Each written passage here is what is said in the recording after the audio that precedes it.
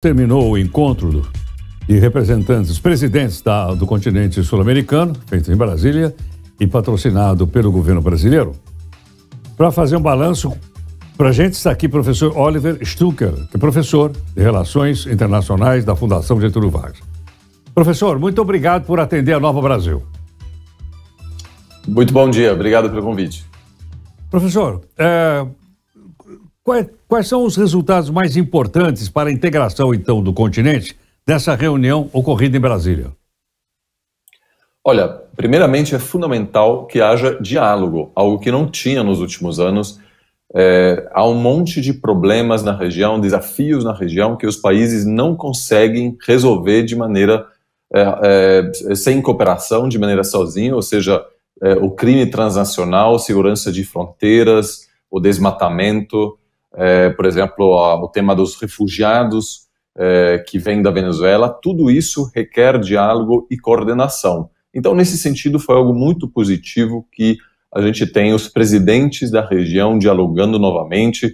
Agora, obviamente, houve divergências também, e um dos momentos mais polêmicos dessa reunião aconteceu antes, quando o presidente venezuelano Nicolás Maduro esteve em Brasília e o presidente Lula defendeu, entre aspas, a legitimidade democrática do presidente da Venezuela, que obviamente é altamente questionável diante da repressão sistemática que acontece no país.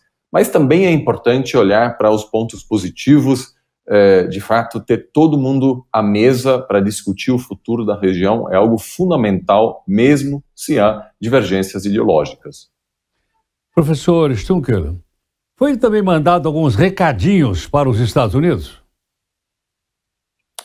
Claro, é evidente que o Brasil, que representa 50% da América do Sul em termos de território, população e PIB, ter também uma ambição de liderar a região e articular uma visão autônoma, independente de qualquer outro ator externo. Isso é algo normal, positivo. Nos últimos anos, o Brasil não teve essa ambição. O último presidente brasileiro falou muito pouco com seus pares, acima de tudo em função de diferenças ideológicas. Então, me parece fundamental que o Brasil tenha dado esse primeiro passo para, de fato, também definir qual será o caminho, a trajetória do continente no meio de turbulências geopolíticas cada vez maiores no mundo. Professor Stucker, será que os americanos estão cada vez mais, vamos dizer assim, atentos ao que está acontecendo aqui na América do Sul? Não só por causa das críticas, sobrou até para o bloqueio continental, o bloqueio econômico dos Estados Unidos contra Cuba e outros países. Mas eu digo também da presença mais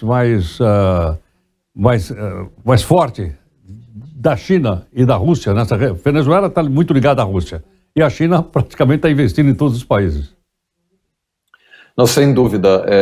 Me parece que a maior presença chinesa na América Latina, algo que se percebe há vários anos já, né, de vários países, inclusive do Brasil. A China é o principal parceiro comercial.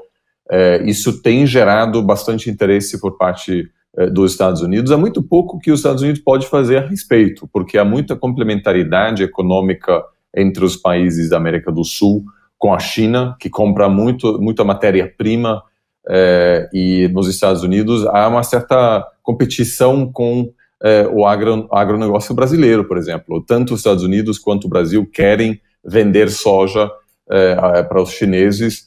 Então, o potencial de fortalecer o comércio entre a América do Sul e os Estados Unidos é mais limitado. Há muito investimento americano aqui na região, também muito investimento europeu, chinês, mas hoje em dia, certamente, a influência dos Estados Unidos na região é muito menor do que era 20 anos atrás, antes da ascensão chinesa. Professor Stucker, voltando um pouquinho ainda em relação à Venezuela e o que foi dito, e as críticas foram não só contra os Estados Unidos, mas também contra a União Europeia, dizendo que eles criaram uma narrativa que não é nada disso que acontece na Venezuela. Será que isso vai ter feito, por exemplo, no avanço das negociações daquele acordo entre o Mercosul de um lado e a União Europeia do outro? Eu acho que esses comentários, acima de tudo, causaram alguma fricção entre o Brasil e alguns países da América do Sul que têm se posicionado claramente contra os abusos dos direitos humanos e a escalada autoritária na Venezuela. E dois presidentes se destacam, o Lacalle Pou do Uruguai, que é centro-direita, e o Gabriel Boric, que é centro-esquerda do Chile. Ambos disseram: é preciso falar disso, a gente não pode fingir que isso não esteja acontecendo, em parte porque há 6 milhões de venezuelanos que saíram do país em busca de outras oportunidades, fugindo da miséria no país.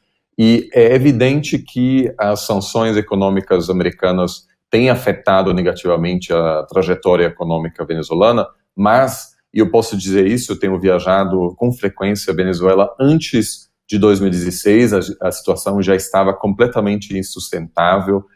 Então, apesar das sanções terem prejudicado a situação econômica, e eu certamente sou muito crítico em relação a essas sanções, o problema vem de antes na Venezuela e já era evidente que a economia venezuelana ia implodir logo nos primeiros anos do governo Chávez, quando, apesar de um altíssimo preço do petróleo, o governo gastava mais do que tinha e também dava para ver os primeiros sinais de tendências autoritárias do governo à época.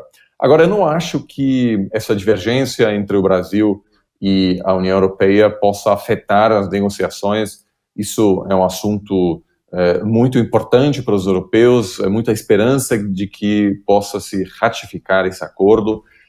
Eu ainda sou bastante otimista que, de fato, esse acordo seja implementado até o fim do ano.